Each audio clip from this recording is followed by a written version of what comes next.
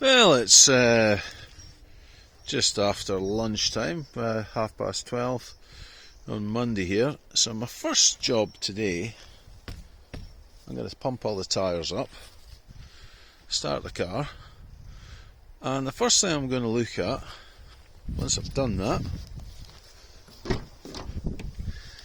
is I'm going to see if I can sort out this thing with the display, with the ESC warning light being on when it should be on. So I've had a bit of a look on the internet.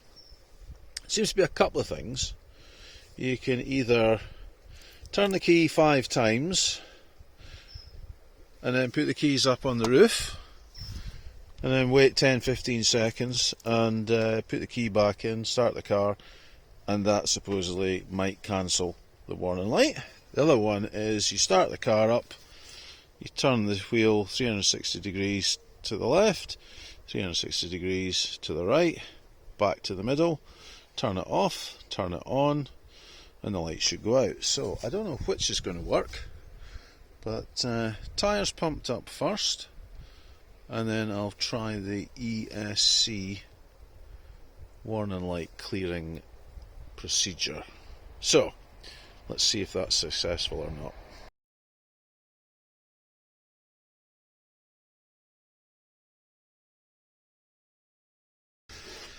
Well, I've got my Continental inflator kit compressor plugged in here.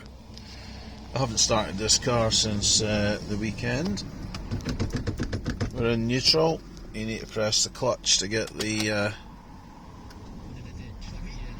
we'll turn the radio off just in case we end up contributing some sort of copyright. So it's on. That's the light I'm talking about there, this ESC I think it is. Yeah, you can see I change it to on and off. So let's see if it starts. Yeah, started fine. Now, I don't know. This light seems to be on all the time. It's maybe something to do with the... that's what it is. It's because it's on defrost. What a plonker. So anyway, that's that solved. So I'll put that on there. And I'll get the tyres pumped while the engine warms up.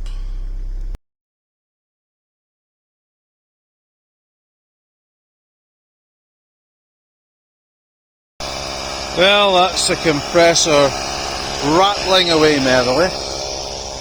So I've got these two wheels have pumped up. I've got the two near side ones to finish off, and then I shall attempt to do the ESC warning light clearing.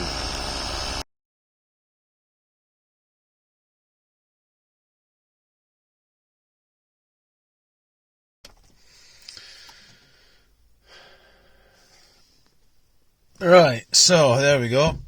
So I'm going to push the clutch pedal down, start the car. It's in neutral. I'm going to go 360 degrees that way, or all the way to the left, and then all the way to the right, and then back to the centre. Turn it off, turn it back on, push the clutch pedal down.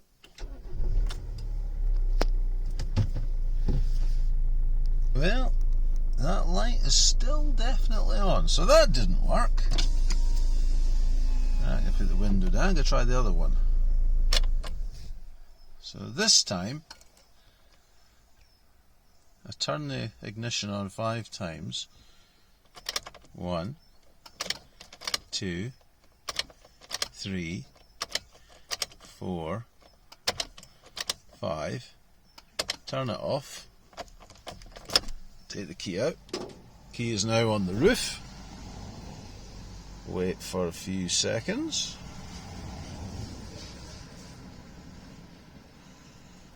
10, 9, 8, 7, 6, 5, 4, 3, 2, 1.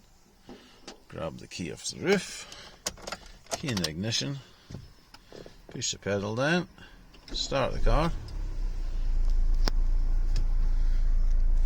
and the light is still on. Turn it off again. I'm going to put the car into gear and move forward, see if that makes any difference. Alright, it's in gear. And, oh, that was good. Handbrake on. Going forward.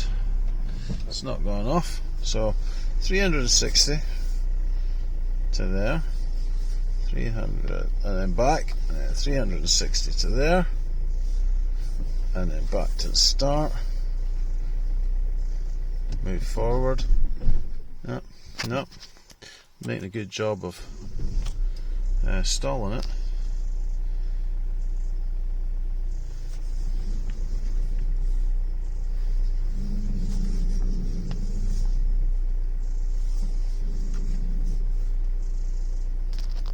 Turn it off. I'm going to put it into reverse this time.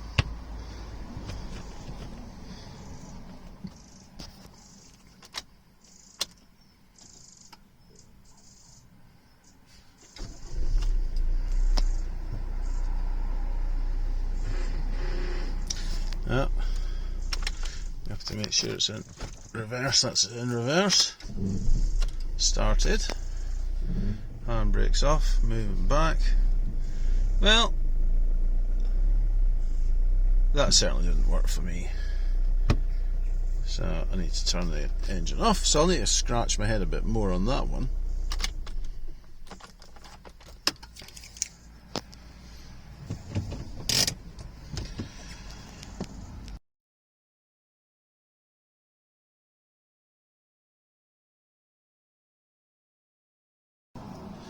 Well, there's a bit of an eye-opener. That's the oil that came out of the Kia Sportage.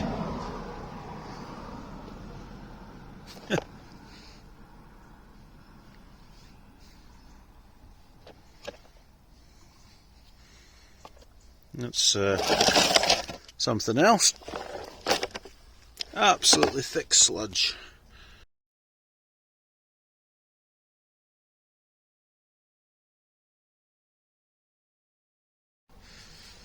Well, it's the following day now. It's Tuesday and I'm down on my knees.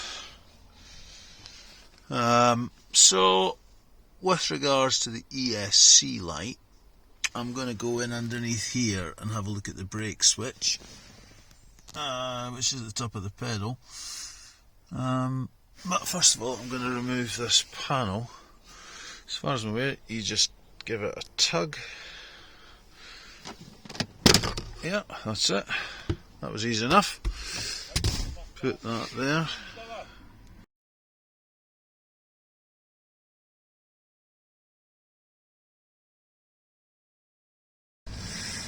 Well, I had a horrible thought there that this is very different, because I was expecting to just see the brake switch about here, but actually you have to go up underneath, and then there's the brake light switch there. It's not too bad, but I would definitely say you need to be down on your knees with your elbow in the footwell to get to that. So what I'm going to do is I'm going to try adjusting it slightly first to see if that makes any difference. But I will actually take it out. So there's a connector, as you can see on the right hand side, and then it's held in place by a couple of nuts. I'm not entirely sure what size those nuts are. They might be 14 or something, but anyway, I've got my spanners here, so we'll have a look. There's the spanners.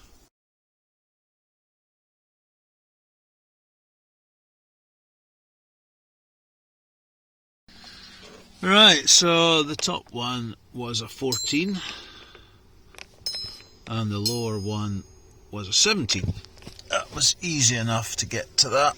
So that's that slackened off, that's that slackened off. I'll need to use two hands to do that. It's very much a case of leaning in the footwell and then going right round and getting your head underneath. Maybe not the most easily accessible thing, but it's not difficult, it's just bloody awkward. So I'm going to have to see about getting this out. I'll use two hands to do that. Maybe I can do that. Yeah, I'll need to undo that connector with my hand first, and then I'll see about taking this out. You can see the plunger there. So anyway, I'll get that out.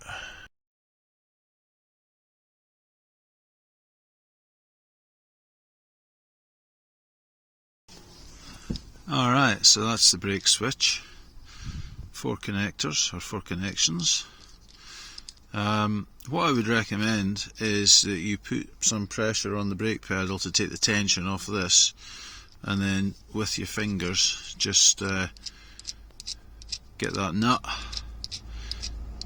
down to that point where it's loose, so it'll stay in because you've got the brake pedal pushes against a little pad, and when you let that off, just give it a bit of a wiggle once you've taken this connector off, and it should pop out quite easily.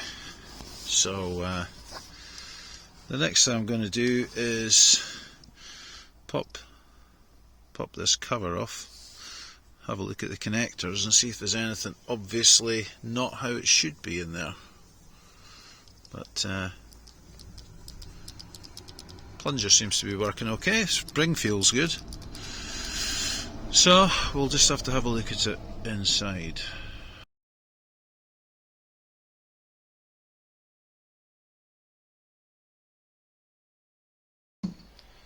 Well, this is the next part of the puzzle in here.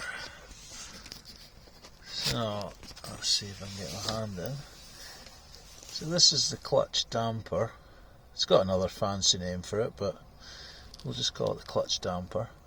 So I need to unscrew that and get that off. That's where you can use a sump plug, but what I'm going to do is I'm going to try welding the opening and then putting it back in. But before I do that, I want to double check where all of this fluid's going to go when I unscrew it.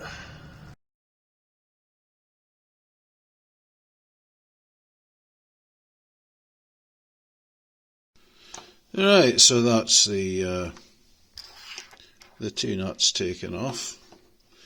I've just put a thin bladed knife in here to pop the case off the 2 lugs,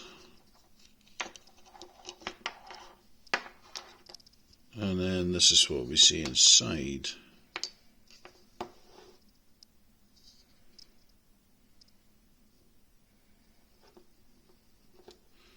So it's a bit different to some of the other ones that I saw, I think, but I'll have to take this to bits to double check it, but it looks pretty clean, and then I'll do a test whether there's an open circuit or a closed circuit across the terminals.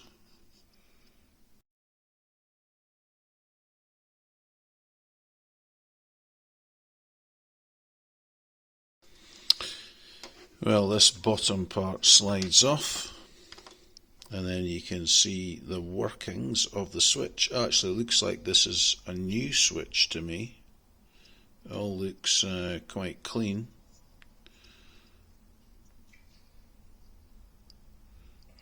So it's contacting there, contacting there.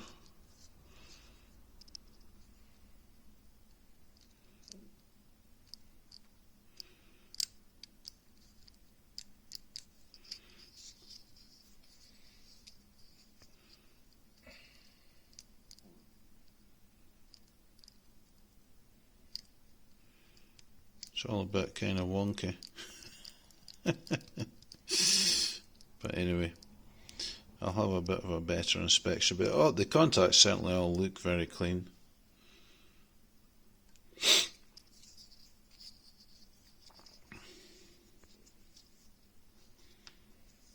Yeah, so I don't think there's any problems with carbon build-up on what appears to be an as new, if that would focus. Contacts and everything look good.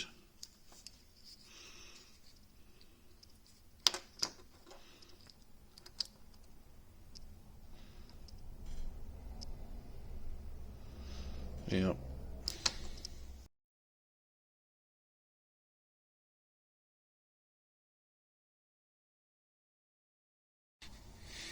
Alright, I've got my multimeter set up for the continuity. So I've put, I don't think it matters which way you've got it, but I've put one terminal with the crocodile clip jaws on the left and the other on the right. So there's 4 terminals in there.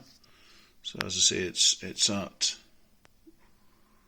1, which presumably means it's open, it's on, it's closed, and then I'll push the pressel, and then it's got nothing. So presumably that's working. So that's the pedal.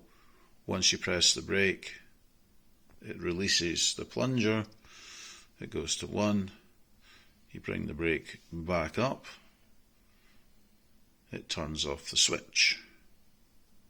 So that's working.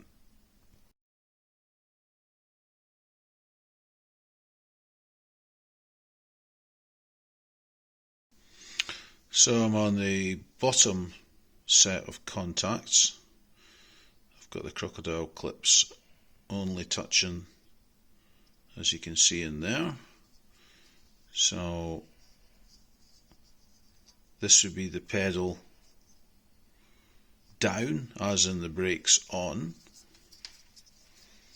and then when I push it to let the pedal come back up, that's the circuit made. So it's the opposite. So I'm not entirely sure what that does, but presumably the top part is the brake function, and then I'm not sure why or what that does when you close the circuit when it goes back up. I'll need to look at that. So anyway, the top terminals, which would be that way, appear to activate the brake pedal and the brake lights. The bottom set of terminals, I'll need to check what they do, but they do it the opposite way around.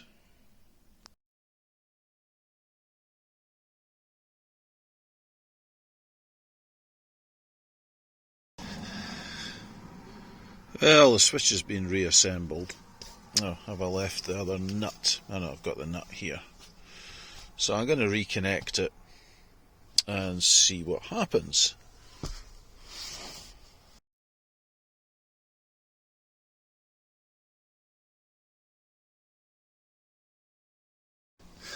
Right, so that's in.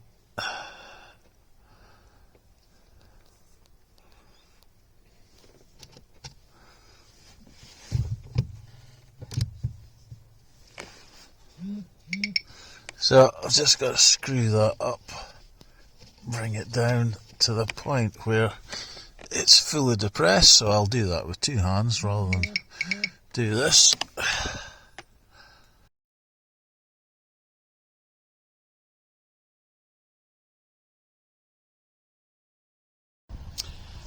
Well, I've reinstalled the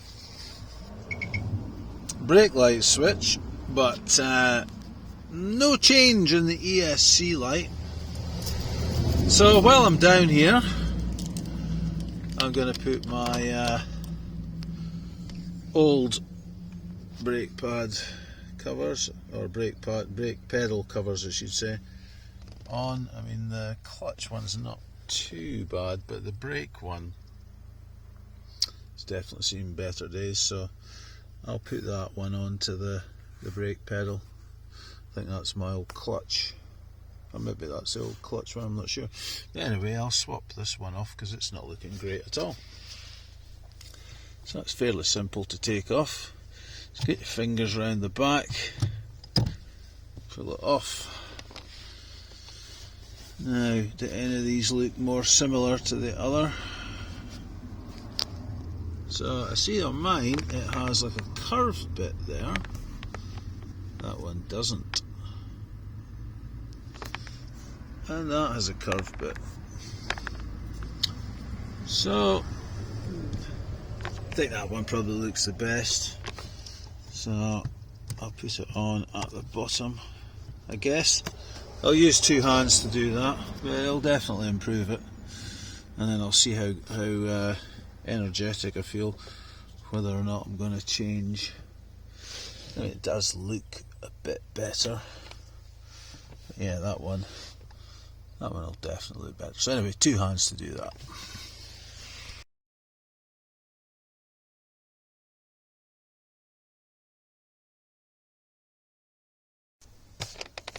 Well, that's that one fitted.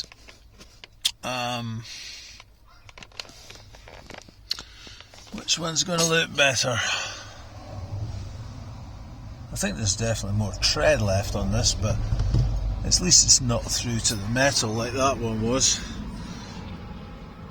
Very much just touching the side of the brake on this one. There's not much wear anywhere else on it.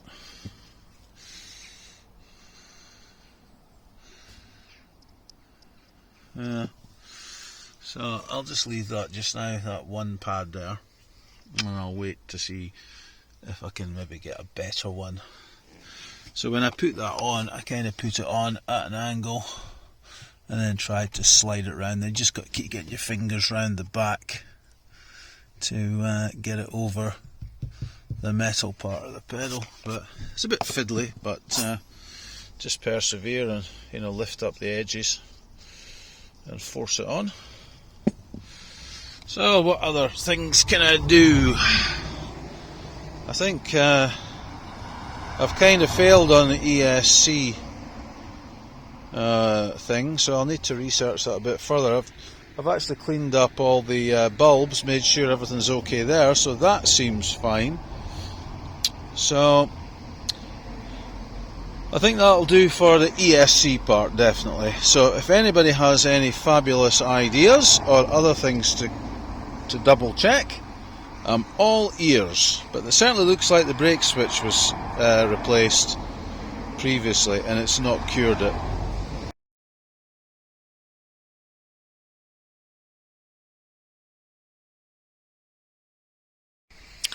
Well, of course, fiddly fingers here. Had another thought.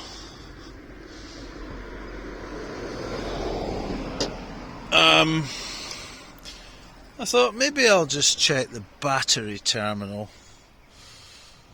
So I've taken this off and I've left it for about an hour. So one thing I'm going to do is I'm going to clean up that terminal. What's this one look like? That one looks a bit better, but that one looks a bit dry. So I'll rough that up with a bit of sandpaper. Same with here. Put the connector back on and I'll measure the voltage to see what it is. This is with a naive outlook that maybe it'll clear the ESC light, but I don't think so. But you never know.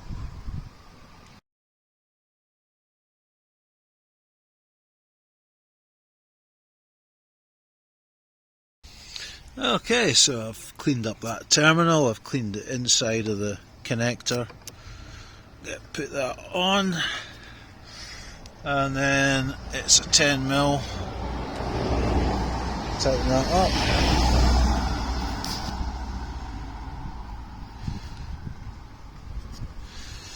And then the next thing I'm going to do is put a voltmeter on there. I haven't got my socket wrench with me, but I think that's tight enough. Yeah, that's solid. So I'm going to get my voltmeter, see what the battery output is.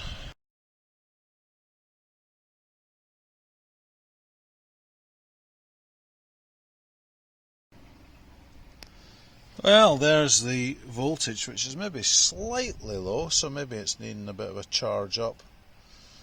I might do that, maybe get extension lead out and just give it a charge. But obviously it's above 12, but I would expect it slightly higher than that. I'm not sure. I'll just check the charging side of it.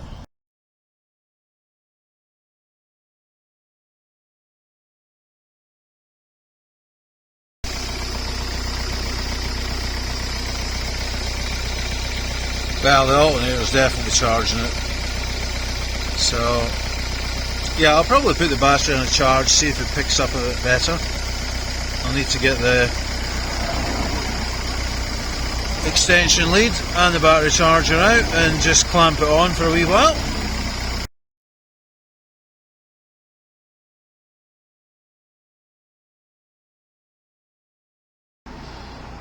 One of the other little things that I didn't mention earlier was there was a problem with the driver's door window. So that's it going down nice and smooth. Now when I went to look at this car, it was kind of juddering, wasn't going up smoothly, it was almost like it was out of alignment. So that's fixed. All I've done was I just put a bit of lubrication down here and a bit of lubrication down the window channel there, so that's definitely 100% sorted out, so I'm happy with that. Light's still on there, but I'll try charging the battery up. The only reason I'm doing that is because some people say it could be to do with bulbs, it could be to do with voltages. This light can come on when you've charged the battery or you've replaced the battery. I'm not familiar with having an ESC light on, generally speaking, but I might as well give these little things a go to see if it does make a difference. So anyway, enough waffling from me. I'll need to reset my clock obviously and all the rest of it, but back into the house.